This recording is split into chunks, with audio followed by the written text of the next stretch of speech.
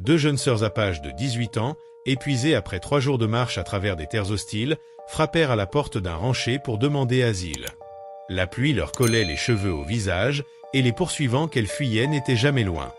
L'homme, Boone Carter, usé par les ans, leur déclara d'une voix tremblante « Vous ne pouvez entrer qu'à une condition. Avant l'aube, vous devrez être mes épouses. » Ces paroles, loin de trahir le désir, semblaient plutôt dictées par une peur sourde, comme s'il répétait une règle qu'il ne comprenait pas lui-même.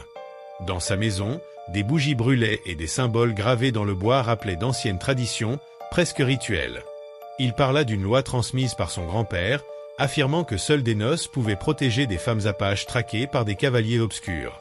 Les deux sœurs, Ayana et Kaya, hésitèrent, accepter cette étrange exigence ou risquer de tomber aux mains des hommes qui les traquaient. Et déjà, au loin, les sabots martelaient la boue. Lorsque la porte vola en éclats, Clyde Hargrove et ses hommes apparurent, l'eau ruisselant de leurs manteaux noirs. Armés et menaçants, ils revendiquèrent les jeunes femmes comme des « vagrantes », n'ayant aucun droit hors de leur réserve. Boone se dressa entre eux et les sœurs, fusil levé, affirmant que la loi n'autorisait pas de telles exactions. Mais les agresseurs ricanaient, sûrs de leur nombre et de leur force. Alors, Ayana fit un choix inattendu. Elle accepta publiquement la demande en mariage, devant témoins, et prit la main de sa sœur. Car sous le droit apache et territorial, un serment prononcé avant l'aube scellait une union légale et leur donnait ainsi un statut protégé. Les hommes de Hargrove protestèrent, mais la règle était claire. Désormais, toute tentative d'arracher ces femmes mariées à leur foyer nécessitait un mandat fédéral. La tension monta encore quand un nouveau cavalier s'approcha au galop, porteur de nouvelles urgentes. Dans la cabane étroite battue par la tempête, chacun comprit que la nuit n'était pas près de finir et que le véritable danger restait à venir. Ayana ne répondit pas, mais resserra son étreinte sur son couteau. Toutes deux savaient ce qui arrivait aux femmes dans les camps miniers, un sort pire que n'importe quel mariage imposé. Brusquement, elle parla de la loi de son grand-père et exigea des explications. Boone posa son fusil, hésita, puis expliqua qu'il avait vécu 2 ans parmi les Mescalero et appris leurs coutumes. Selon cette règle, lorsqu'une femme apache était traquée par de mauvais hommes et qu'elle trouvait refuge auprès d'un protecteur, le mariage créait un lien de sang reconnu à la fois par la tribu et par la loi territoriale, mais il devait être consenti et conclu avant l'aube. Kaya murmura que cela signifiait que toute agression contre elle deviendrait passible de la pendaison. Les voix menaçantes des hommes à l'extérieur se rapprochaient, et Ayana dut envisager l'inimaginable, épouser un inconnu ou subir la brutalité de Hargrove et de sa bande. Pourtant, Boone semblait animé non par le désir, mais par un respect profond pour cette tradition. Il raconta que son grand-père, autrefois brisé par la perte de sa femme et de sa fille lors d'un raid apache, avait juré de protéger les femmes vulnérables et que cette dette devait se transmettre. Alors que les assaillants tentaient d'enfoncer la porte, un cheval approcha, c'était le marshal adjoint Fletcher. Sa présence changeait tout, car il révéla que les deux sœurs n'étaient pas des fugitives, mais des témoins clés dans une affaire fédérale contre des agents corrompus qui vendaient des femmes apaches aux compagnies minières. Hargrove, acculé, prit Kaya en otage et hurla la vérité. Leur propre oncle, Samuel Crawdog, avait participé à ce réseau, allant jusqu'à assassiner leur père. Mais Samuel apparut bientôt, niant partiellement et expliquant que leur père avait été contraint de collaborer après l'enlèvement et la mort de leur mère, et qu'il s'était donné la mort rongé par la honte.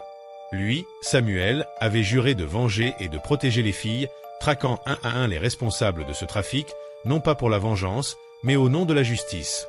La pluie battait toujours, le souffle des hommes blessés emplissait la cabane, et la vérité, plus dévastatrice que les balles, tombait enfin sur les deux sœurs.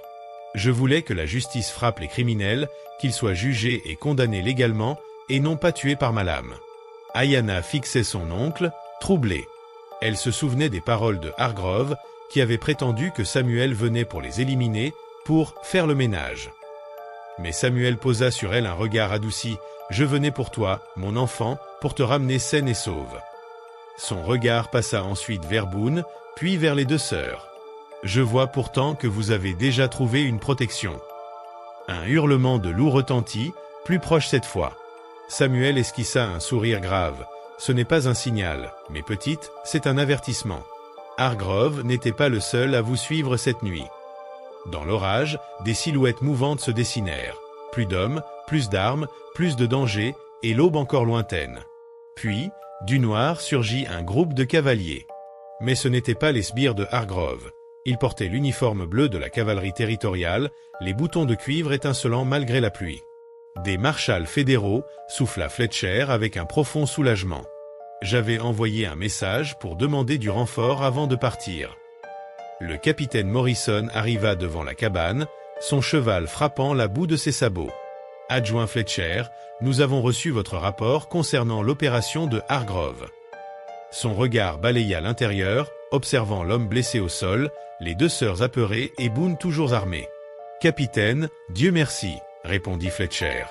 Nous avons Hargrove, mais d'autres sont impliqués, tout un réseau.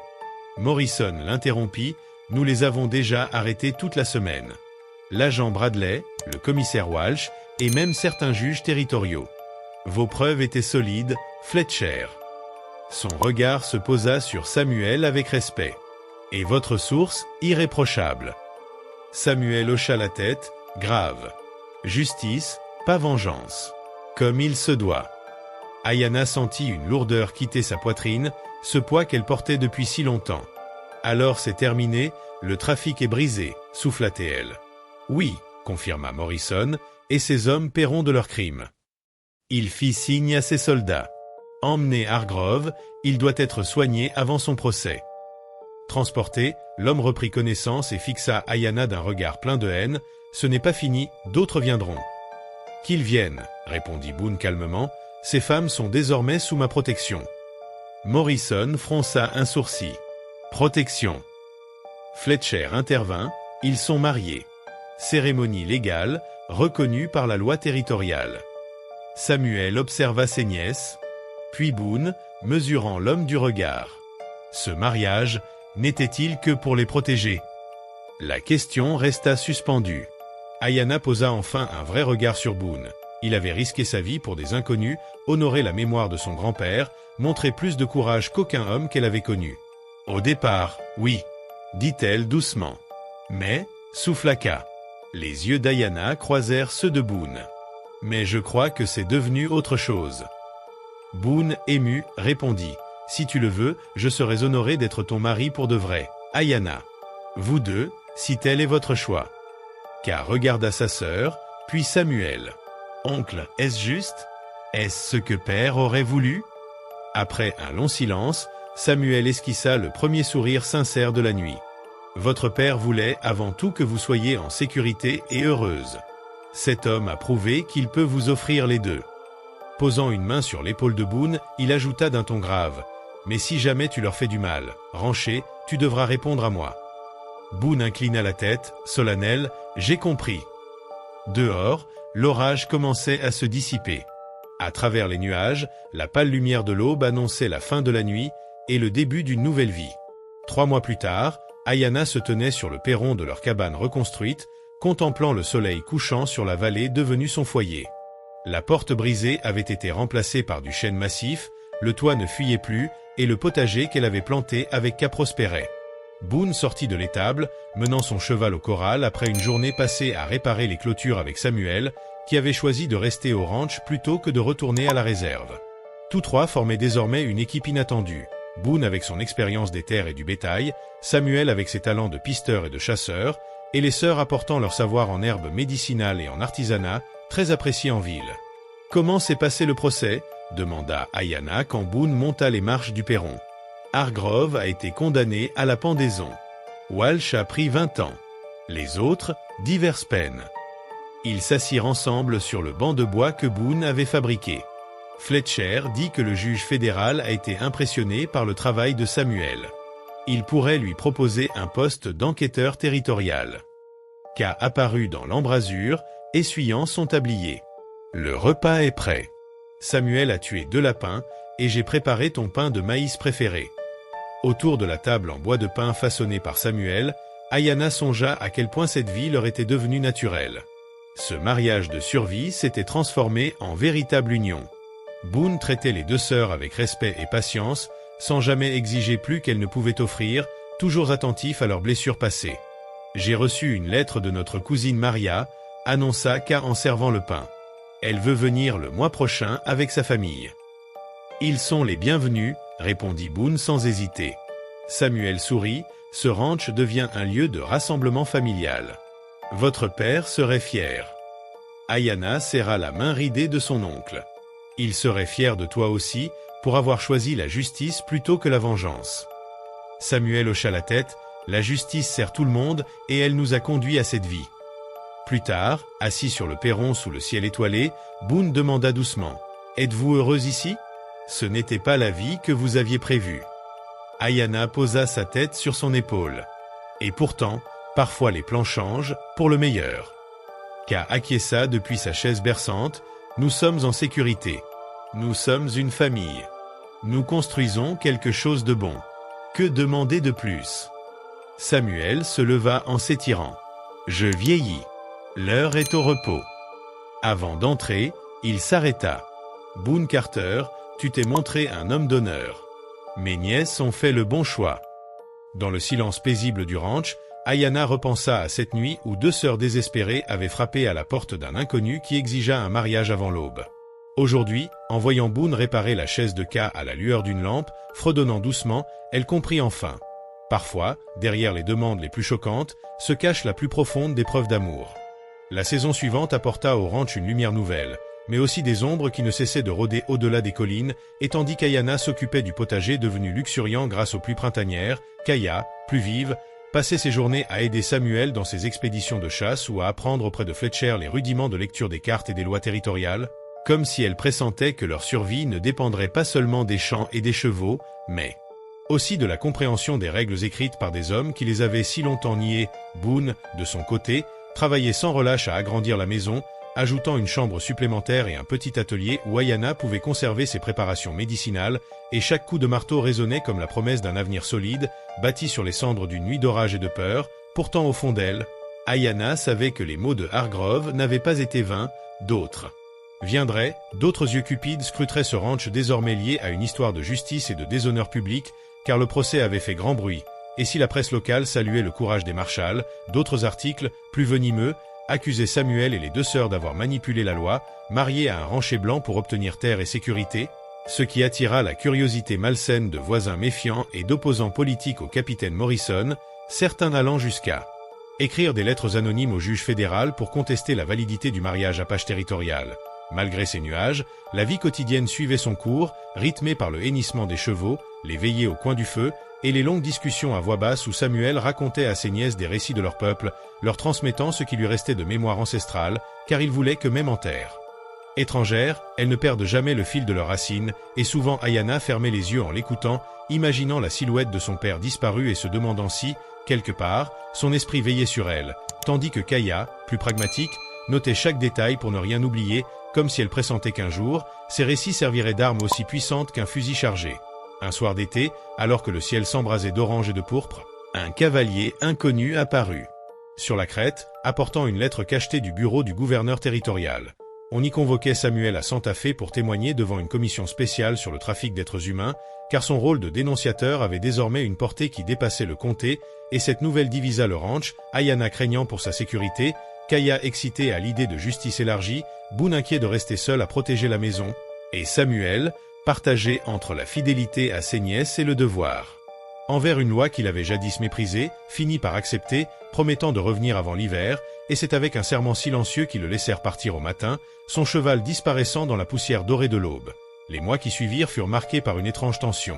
Les récoltes étaient bonnes, le commerce avec la ville prospérait grâce au tissage et aux herbes médicinales des sœurs, mais des rumeurs circulaient sur de mystérieuses disparitions de jeunes femmes.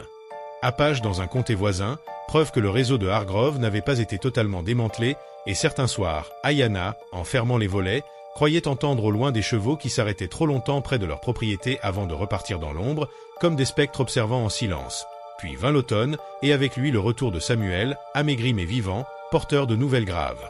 La commission avait validé des arrestations supplémentaires, mais elle avait aussi révélé que certains sénateurs étaient impliqués et que la corruption s'étendait jusqu'au plus haut cercle, ce qui signifiait que la lutte ne faisait que commencer, et qu'en aidant à briser le silence, lui et ses nièces étaient devenus des cibles visibles, une monnaie d'échange pour des ennemis sans scrupules.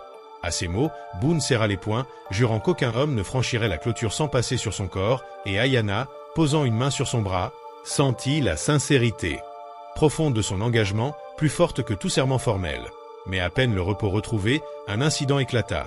Une nuit glaciale, des flammes s'élevèrent du côté de l'étable, et malgré les efforts désespérés de Boone et de Kaya pour maîtriser l'incendie, 2 chevaux périrent dans le brasier, preuve indéniable que ce n'était pas un accident mais un avertissement, et le lendemain, Fletcher arriva, pâle et inquiet, annonçant que 2 prisonniers liés à l'affaire Hargrove s'étaient évadés en chemin vers Santa Fe, des tueurs connus pour leur cruauté, et tout le monde comprit qu'ils viendraient chercher vengeance, car dans ces territoires sauvages, les dettes de sang se payaient toujours, tôt ou tard. À partir de ce jour, la vie au ranch se transforma en veille permanente. Kaya dormait avec son arc posé contre le mur, Samuel passait ses nuits dehors à pister les traces, et Boone renforçait les défenses de la maison, tandis qu'Ayanna, la plus calme, préparait des décoctions de plantes pour garder les forces de chacun, mais son cœur battait à chaque bruit dans la nuit, et parfois, au milieu du silence, elle murmurait une prière aux esprits de ses ancêtres, demandant la force de protéger ceux qu'elle aimait. Le danger éclata finalement par une nuit sans lune. Les 2 fugitifs, armés et enragés, tentèrent d'assaillir la cabane, et une fusillade s'engagea sous les étoiles, éclats de feu et cris déchirant l'obscurité, Kaya touché à l'épaule, Samuel blessé à la cuisse, mais l'un des assaillants tomba foudroyé par le tir précis de Boone, tandis que l'autre fut immobilisé par Fletcher arrivé en renfort, et conduit au fort le plus proche, où il finit pendu quelques semaines plus tard. Cette victoire coûta cher, mais elle cimenta définitivement le lien entre Boone et les sœurs.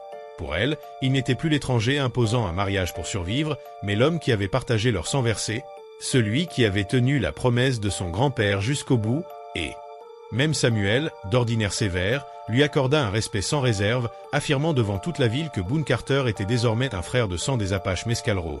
L'hiver passa, rude et froid, mais soudé par ses épreuves, le ranch devint un foyer solide où chaque regard, chaque sourire portait la trace d'une confiance gagnée dans le feu et la douleur, et lorsque le printemps revint, apportant les fleurs sauvages dans la vallée, Ayanna se surprit à rire à nouveau, Kaya à chanter des mélodies de leur enfance, et Boone a rêvé tout haut de bâtir une école sur leur terre pour que les enfants, Apaches ou blancs, puissent apprendre ensemble, projet qui fit sourire Fletcher et que Samuel approuva d'un signe de tête, car peut-être, pensèrent-ils tous en silence, c'était ainsi que la justice véritable commençait. Non pas dans les tribunaux corrompus ni dans les fusillades nocturnes, mais dans la transmission de savoir et de dignité, au cœur d'un ranch né d'un mariage imposé par la peur est devenue, contre toute attente, le berceau d'un avenir nouveau. Les années passèrent comme des rivières lentes, creusant patiemment leur lit, et le ranch Carter devint un lieu connu bien au-delà de la vallée. Les voyageurs y trouvaient souvent asile, les familles apaches de passage y recevaient pain et feu, et même certains colons qui, jadis, auraient tourné le dos aux 2 sœurs, venaient désormais demander conseil à Ayanna pour soigner leurs malades ou à Kaya pour apprendre les rudiments de pistage, car la réputation de leur talent s'était répandue jusqu'aux confins du territoire, mais cette renommée attira aussi de nouvelles jalousies. Car dans un monde où les terres étaient avidement disputées, voir 2 femmes apaches posséder un foyer solide, mariées légalement à un rancher respecté et protégé par un oncle redouté, dérangeait plus d'un voisin, et bientôt, une compagnie ferroviaire annonça son intention de tracer une voie passant à travers la vallée, réclamant les meilleures terres au nom du progrès. Boone, Samuel et Fletcher se rendirent à la réunion du conseil territorial, leurs bottes couvertes de poussière, et là, sous les lambris cirés et les drapeaux étoilés, ils comprirent que l'affaire n'était pas une simple question d'arpentage. Derrière le projet, se cachaient les héritiers de Hargrove, associés à de nouveaux investisseurs qui voyaient dans la vallée non pas un foyer mais une marchandise et qui n'avaient pas oublié l'humiliation subie lors du procès.